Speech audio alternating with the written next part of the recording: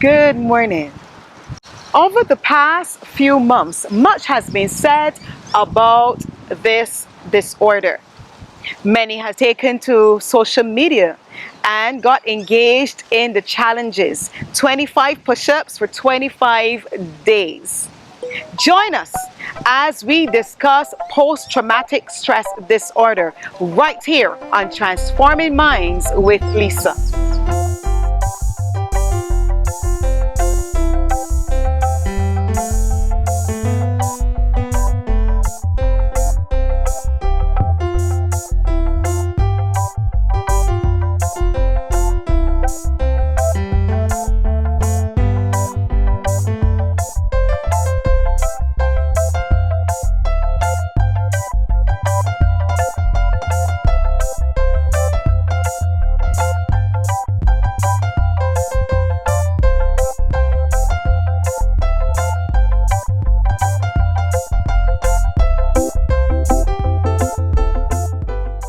Welcome to another episode of Transforming Minds with Lisa.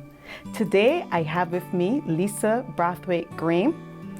She's a nurse administrator at ICBL. She was trained in Barbados and Jamaica and has been practicing nursing for the past 17 years. She is also a wife and a mother, a Christian worshiping at the New Testament Church of God in Cottage, St. George. Lisa has spent extensive time in medical research in Barbados with special interest in chronic disease and obesity. She's very interested in stress management and living the healthy lifestyle. And she is here with us today to discuss the topic of post-traumatic stress disorder. Lisa, welcome to the show. Thank you, Lisa. Yes, so let's jump right into it. What is PTSD? We've heard a whole lot about it recently on social media as there were many challenges, 25 push-ups for persons who were dealing with PTSD. So tell us a little bit about what is it? Now, I'm really happy that you're covering this because in light of what is happening now, the context of PTSD right now in the face of COVID-19, it's really important for us to understand how it is constructed, the term. So I want to deconstruct it for you. Go on ahead.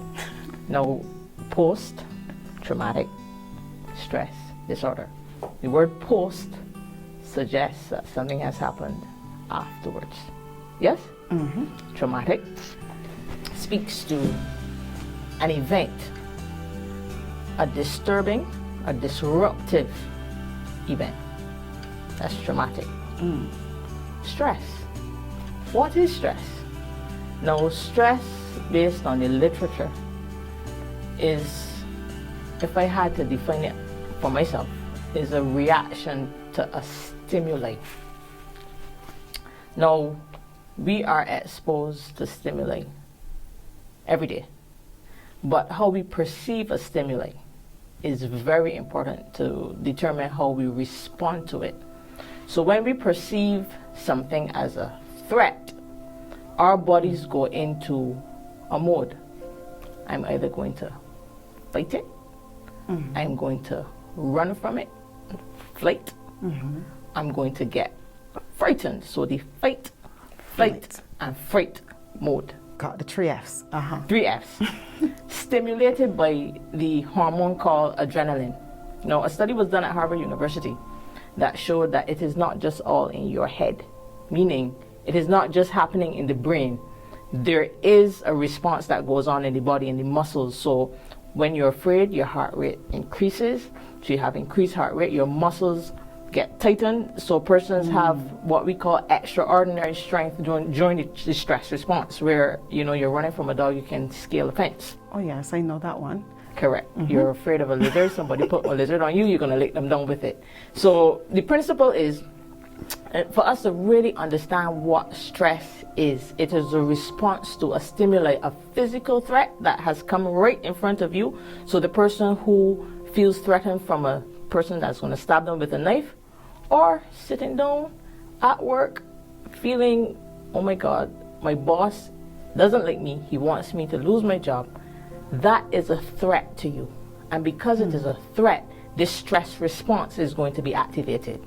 So I want you to understand, Lisa, that it is not just about, oh, somebody come to do me harm.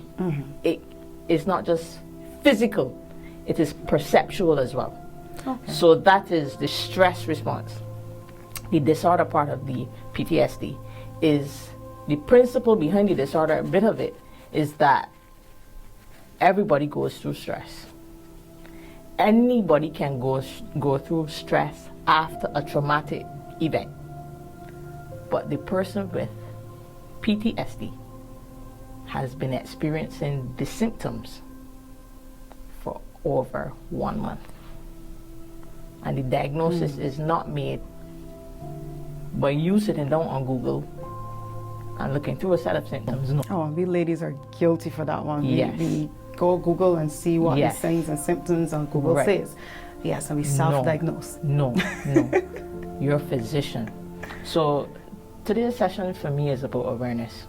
Awareness to the fact that everybody goes through the perception of threats. Everybody can go through the perception after a disturbing event. But not everybody goes through it for over a month.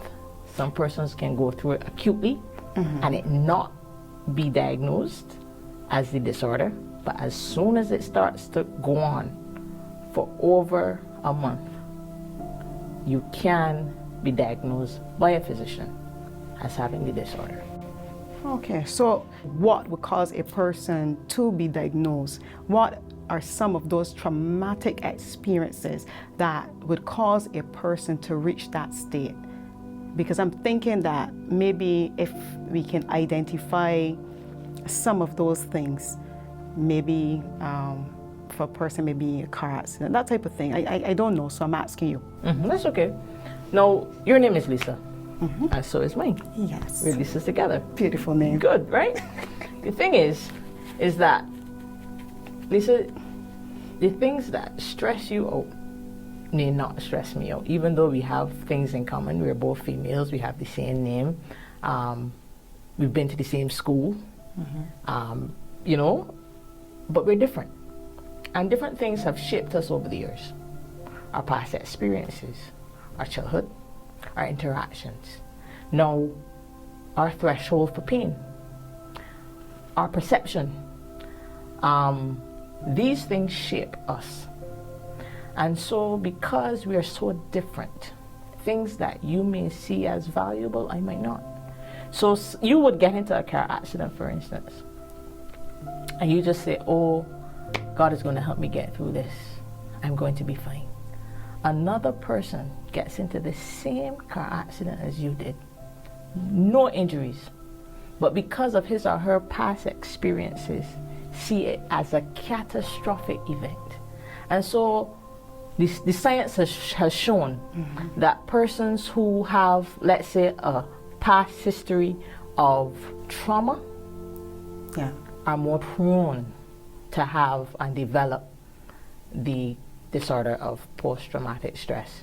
So it is very difficult to pin it on any one person because of those factors that I just highlighted.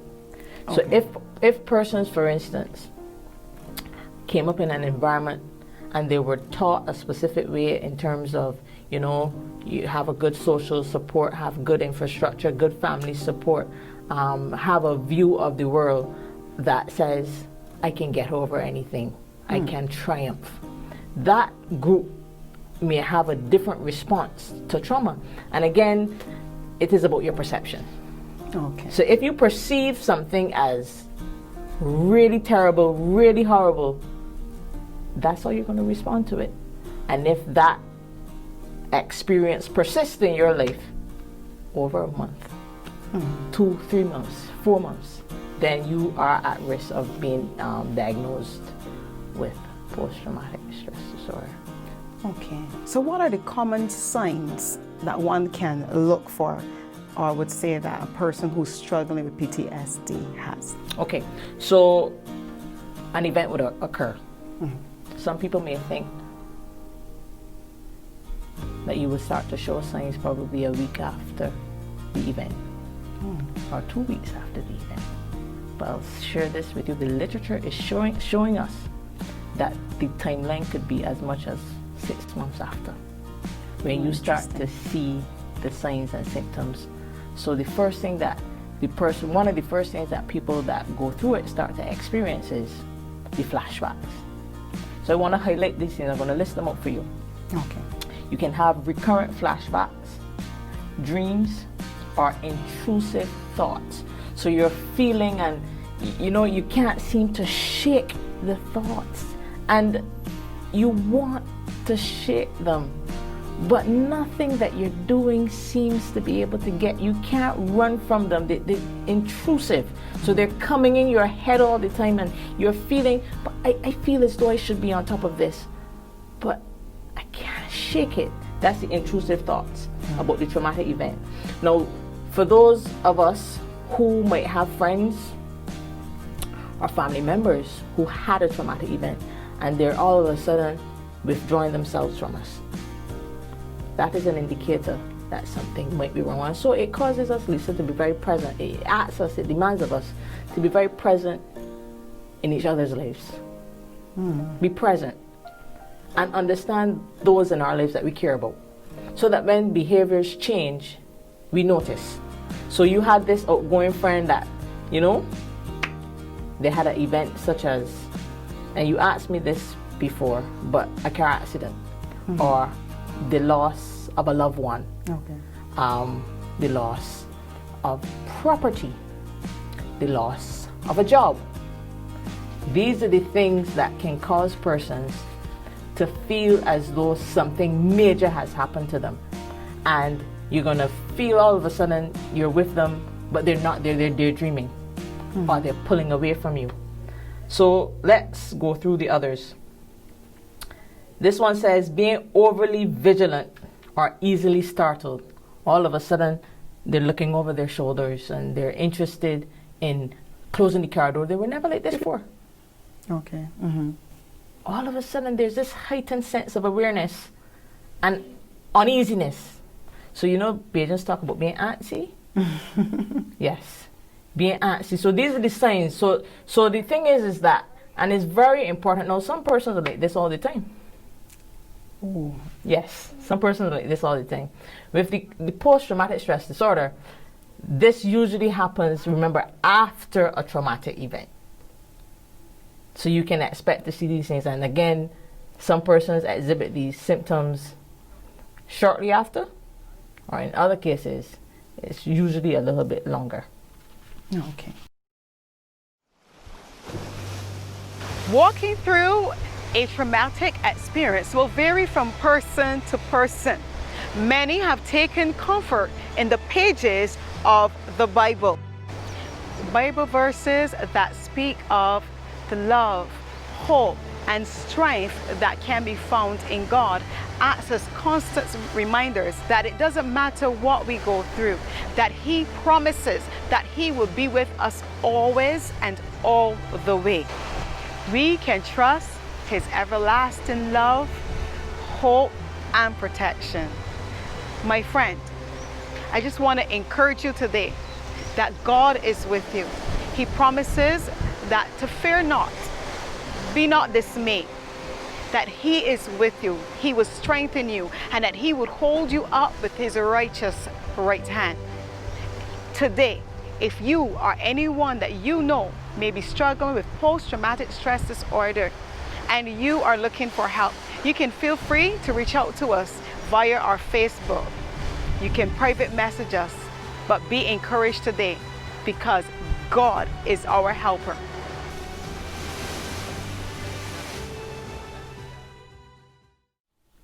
So what are the steps then that should be taken should a person experience any sort of trauma? Okay. Now, Lisa, I say this all the time, and I love to speak about it because as a people, I feel as if Barbadians like to go to the doctor. Barbadians have doctors for this thing and doctors for the next thing. We love a doctor, especially females. Males, on the other hand, sometimes don't always like to go, but females love a physician. And I say this to every person that can hear me. You just don't need a doctor for your body. They're like I say physicians, but they're doctors for the mind. And the name of those doctors are psychologists and psychiatrists. And it's okay. Yeah, because that does seem to be, there's so much stigma attached. Much stigma. But I am an advocate for mental care. I personally go to a psychologist, a counselor. The same way I go every year and I have a checkup to see what's going on inside my body. I go every quarter and I have a good relationship with my psychologist.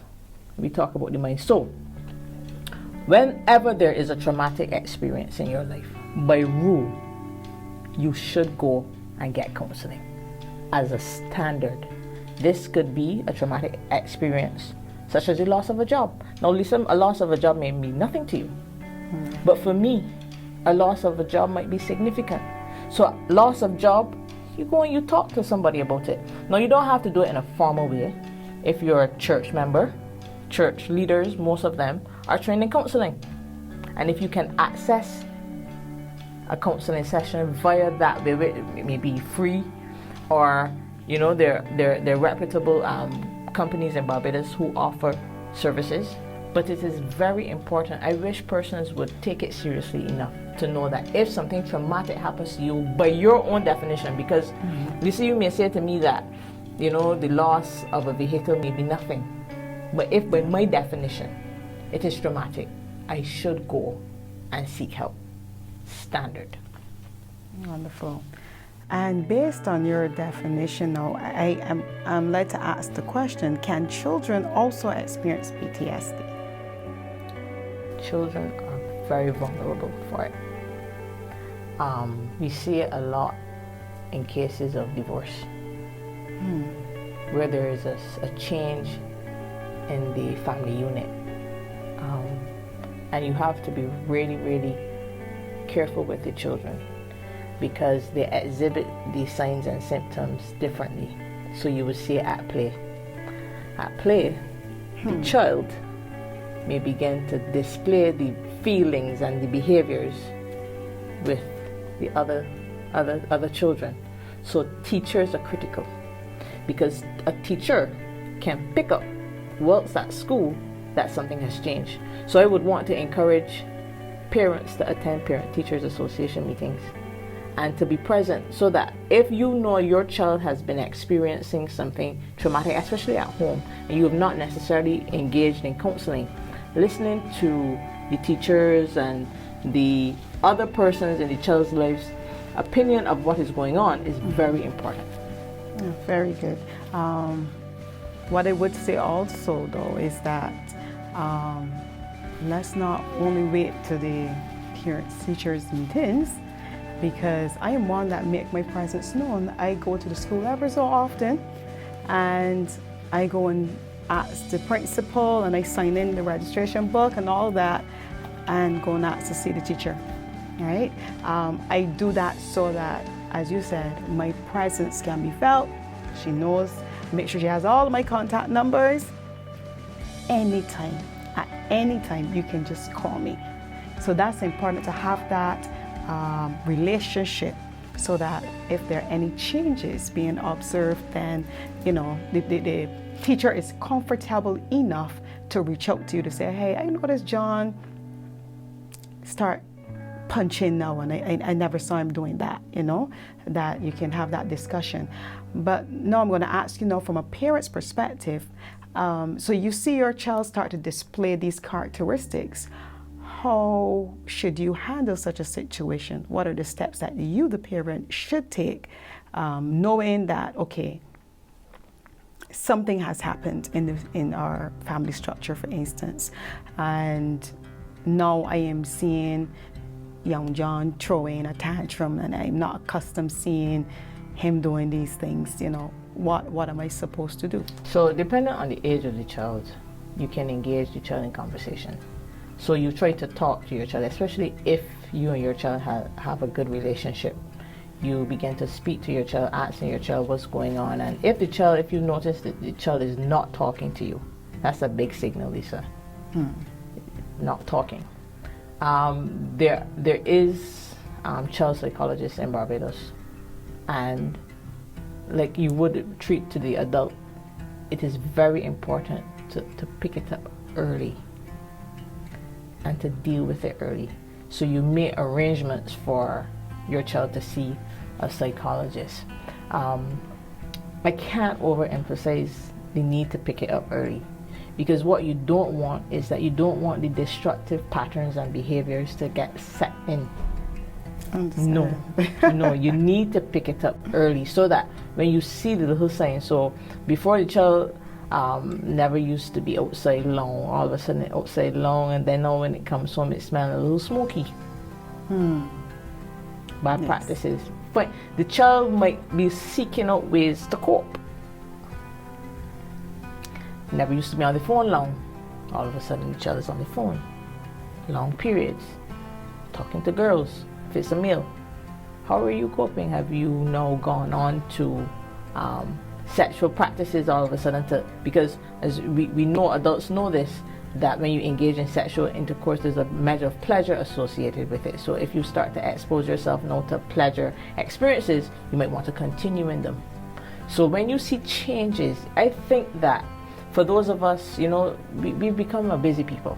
We've become very busy, Lisa. And we're not always present in each other's lives as we ought to be. And I say present from the perspective of we're distracted. So that when changes start to occur, sometimes we don't even notice. Lisa, and if we're going to be engaged in each other's lives, we have to be present and to see that something different is happening and to inquire about it so that we can help those in our lives to be okay, especially after a traumatic experience. Well, that leads me to my next question. What are some of the things that we can do to offer support to maybe a loved one who may be struggling with this disorder? This is a big one. And it's back to the same word, be present. Sometimes there's not much you can do, Lisa. What I want to say here is it is important for us not to take it on our own. What I mean by that is, if you're not trained in managing it, it's best not to take it on. The most you can do is offer support. So let's say you got a session, a counseling session that you've been able to organize, and you can attend it with the person. The person wants you to go into the session with them, you go. If not, you wait. Just being present, I can't overemphasize how important it is, because it is a psychological thing that is going on. It is not like your hand is hurting you so you can take 2 Panadols. It's happening at the level of the mind. And one of the biggest things that we can do for any person who's experiencing something mentally is to be present, to be supportive, to speak to them with care, attention, and affection, to be gentle, kind, and compassionate. Simple things that we forget sometimes and we don't pay attention to. Compassion, something as simple as compassion. Just being understanding, being supportive, generous. The little virtues that we sometimes forget become so important when somebody is faced with a crisis. So, yes, there are medications that a doctor would prescribe, and there are also techniques that you can use to manage the stress.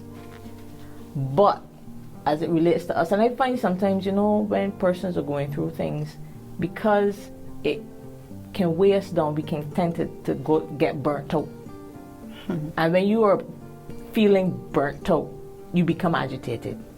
And that is why, Lisa, I can't overemphasize the need to get at it early. Because if you address it early, the potential for you becoming burnt out as the caregiver or the supportive member is reduced. Okay. All right, so seeing that PTSD affects the mind, you being a Christian, are there any biblical applications that can be applied to help treat a person who may be struggling? So the other person is a Christian also. Right. Right? And I know in your field there's a danger in putting your Christianity upon somebody, but it's not a case like that. Your sister in the Lord, comes to you now.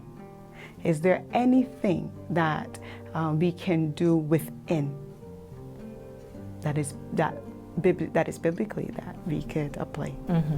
It's a good question, Lisa.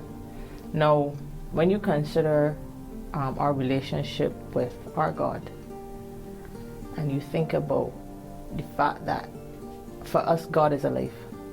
He's living. So true. He's living. And each of us have a responsibility to build intimacy with Him.